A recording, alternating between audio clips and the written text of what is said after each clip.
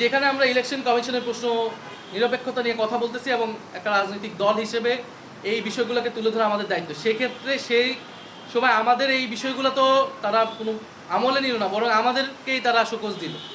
অর্থাৎ আপনি এই দেশে আইনের কথা মানতে বলবেন, আপনার উপরই আইনের ভুল প্রয়োগ করা হবে। তারেক রহমান যখন বাংলাদেশে এসেছেন, পুরা ঢাকা শহর এবং এই গুলশান এলাকা, যেটা তার নির্বাচনী এলাকা, পুরা পোস্টার ফেস্টুনে ছেয়ে গেছে তার ছবি দিয়ে। এখন আমাকে অভিযোগ বলা হয়েছে যে আমার ছবি যেহেতু ব্যবহার করা হয়েছে, তার মানে এটা আমি নির্বাচনের প্রচারণা করতেছি। তাহলে এটা বাংলাদেশের আইনে, আরবিওর কোন আইনে আছে এটা ইলেকশন কমিশনের বলা উচিত। তাহলে ছবি কে ব্যবহার করতেছে না, তারেক রহমানের ছবি পুরো ঢাকা শহরে, পুরো বাংলাদেশে ব্যবহৃত হচ্ছে, অনেক প্রার্থীদের ছবি ব্যবহার হচ্ছে, তাহলে তাদের বিরুদ্ধে ব্যবস্থা নিতে হবে। আমাদের সেই বিলবোর্ডে আমরা গণভোটের প্রচারণা করতেছি, সেখানে কোনো মার্কার নাম নেই, কোনো দলের নাম নেই, শুধু একজনের ছবি। একজন দায়িত্বশীল নাগরিক হিসেবে, একজন জনপ্রতিনিধি হিসেবে বা রাজনৈতিক নেতা হিসেবে আমি গণভোটের পক্ষে বলতেছি যে হ্যাঁ, এর পক্ষে আপনারা ভোট দিন। এটা বলাটা আমার নৈতিক এবং রাজনৈতিক অধিকার, যেখানে সরকার নিজেই গণভোটের পক্ষে অবস্থান নিয়েছে এবং প্রচারণা করতেছে। ফলে ইলেকশন কমিশন কিন্তু এইটা এক অর্থে সংস্কারের বিরুদ্ধে অবস্থান নিয়েছে, গণভোটের প্রচারণার বিরুদ্ধে অবস্থান নিয়েছে, এবং যারা গণভোটের প্রচারণা করতে চায় তাদেরকে অনুৎসাহিত করছে, এবং এটা করলে তারা আইনগত ব্যবস্থা নেবে, এই ধরনের একটা মেসেজিং কিন্তু ইলেকশন কমিশন আসলে দিচ্ছে। আরএফএল চেয়ার বলে চেয়ার মানে আরএফএল চেয়ার, ক্ষমতার নয় সমতার চেয়ার। ফলে এই কাজগুলা করা মোটেই উচিত হচ্ছে না, এবং এটা নিরপেক্ষতা, লেভেল প্লেইং ফিল্ড, এই সব কিছুকে কিন্তু নষ্ট করে দিচ্ছে। এই ধরনের পরিস্থিতিতে নিরপেক্ষ ইলেকশন করা সম্ভব হবে না। কিন্তু আমরা চাই যে এবারের ইলেকশন সুষ্ঠু হোক, সেই জায়গায় আমরা সর্বাত্মকভাবে সহযোগিতা করতে চেয়েছি, এবং আমরা চেয়েছি যে রাজনৈতিক সংস্কৃতির পরিবর্তন হোক। আমরা সর্বাত্মকভাবে চেষ্টা করেছি ইলেকশন কমিশনের বিধিবিধান, আচারবিধি সব কিছু মেনে কার্যক্রম করা। আমরা দেখতে পাচ্ছি ঢাকা শহরের অনেক জায়গায় কিন্তু এই আচার আচরণ, ঢাকা শহর না পুরো বাংলাদেশেই এটা মানা হচ্ছে না। এখন তো প্রচারণা করার নিয়ম নাই, কিন্তু সব জায়গায় তো হচ্ছে মার্কা দিয়ে প্রচারণা করা হচ্ছে। বেগম খালেদা জিয়ার মৃত্যুকে ব্যবহার করে শোক সভার নামে বিভিন্ন রাজনৈতিক প্রচারণা, ইলেকশনে নির্বাচনী প্রচারণা করা হচ্ছে, কম্বল বিতরণ করা হচ্ছে। এই সব কিছুর মধ্যে দিয়ে তারা কিন্তু প্রচারণা করছে, যেটা ইলেকশন কমিশন দেখেও না দেখার ভান করছে। ফলে আইন শুধু একজনের জন্য হবে, তার জন্য আবার ভুলভাবে ব্যাখ্যা করে আইনের ভুল প্রয়োগ হবে আরেকজনের জন্য, যেখানে সঠিকভাবে প্রয়োগ করার সুযোগ আছে, কিন্তু ইলেকশন কমিশন সেই প্রয়োগ করছে না।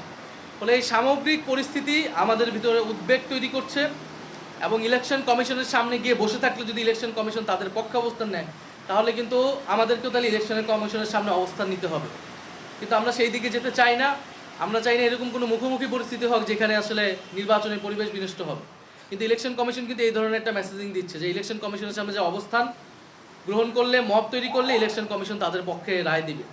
ফলে ইলেকশন কমিশন কোনো দলের চাপে, কোনো শক্তির চাপে তারা হচ্ছে নতজানু হবে না, এটাই আমাদের প্রত্যাশা থাকবে।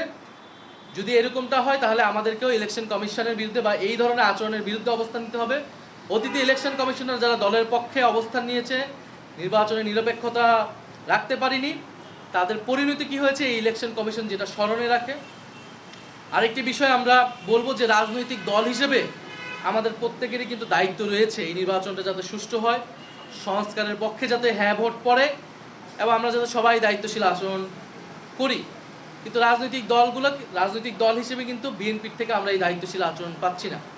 জনাব তারেক রহমান বাংলাদেশে ফেরত এসে বলেছিলেন যে তার একটা পরিকল্পনা আছে। এখন এই যে একটা স্বাধীন সাংবিধানিক প্রতিষ্ঠান হিসেবে নির্বাচন কমিশনকে চাপ প্রয়োগ করা, এটা কি তার পরিকল্পনার অংশ কিনা, এটা কিন্তু জনগণের মনে প্রশ্ন তৈরি হচ্ছে। মিডিয়াকে নিয়ন্ত্রণ করে, এটা কি তার পরিকল্পনার অংশ কিনা, এটা কিন্তু জনগণের মধ্যে প্রশ্ন তৈরি হচ্ছে। নির্বাচনকে একদিকে হেলে ফেলানো, প্রশাসনকে চাপ প্রয়োগ করা, নির্বাচনে যাতে প্রশ্নবিদ্ধ হয়, গণভোটে যাতে নায়ের পক্ষে পড়ে, এগুলো তার পরিকল্পনার অংশ কিনা, এটা কিন্তু আমাদের মধ্যে সবার মধ্যে কিন্তু প্রশ্ন তৈরি হচ্ছে। ফলে যদি তার পরিকল্পনা এটা থাকে যে এই নির্বাচন নিরপেক্ষভাবে হবে না এবং ভোট কেন্দ্র দখল হবে, একটা প্রশাসন দলীয়করণ হবে, ইলেকশন কমিশনকে চাপ দিয়ে তার নিজের দলের পক্ষে রায় নিয়ে আসবে, তাহলে কিন্তু জনগণ এই জিনিসটা মেনে নেবে না, বাংলাদেশের তরুণ সমাজ এই বিষয়টা মেনে নেবে না। ফলে আমরা বলবো যে বাংলাদেশকে নিয়ে, এবং তার পরিকল্পনা এটাও কিনা যে ঋণ খেলাপিদের সংসদে নিবে, দ্বৈত নাগরিকতা যাদের রয়েছে তাদেরকে সংসদে নিবে, যারা আবারও ঋণ খেলাপি হবে, যারা আবারও টাকা লুট করবে, ব্যাংক লুট করবে এবং টাকা পাচার করবে তাদের ওই ভিন্ন দেশে। ফলে তার পরিকল্পনাটা জনগণের সামনে স্পষ্ট করা উচিত। এবং আমরা আমাদের সবার পরিকল্পনা, সবার ভীষণ এই নতুন বাংলাদেশ নিয়ে, এই নির্বাচনকে নিয়ে আমাদের যে স্বপ্ন, জনগণের স্বপ্ন, আমরা কিন্তু সব কিছু স্পষ্ট করছি। আমরা আশা করব যে সবাই যার যার জায়গা থেকে দায়িত্বশীল ভূমিকা পালন করবে এবং সরকার এবং নির্বাচন কমিশন নিরপেক্ষ অবস্থান রাখবে।